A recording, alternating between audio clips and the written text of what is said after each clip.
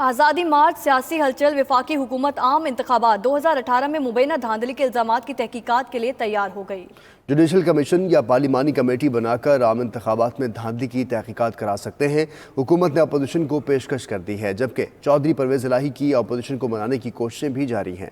اسلام آباد سے دیکھیے فہیم اختر کی رپورٹ۔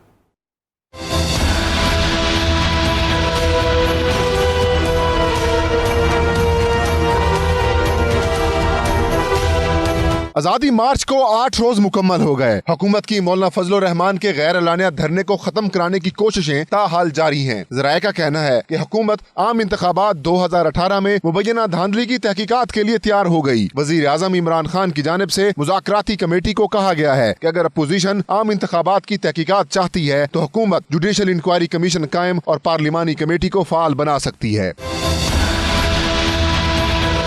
ذرائع کا کہنا ہے حکومت نے اپنی پیشکش چودھری پرویز الہی کے ذریعے اپوزیشن تک پہنچا دی ہے۔ اگر اپوزیشن تیار ہوئی تو اسد کیسر اپوزیشن کے ساتھ بیٹھ کر ٹی او آرز طے کریں گے۔ گزشتہ 48 گھنٹوں کے دوران چودھری برادران نے مولانا فضل الرحمان سے 4 ملاقاتیں کی۔ ملاقات کے بعد کافی پر امید نظر آئے۔ اللہ تعالیٰ بہتری لے کے آئے انشاءاللہ۔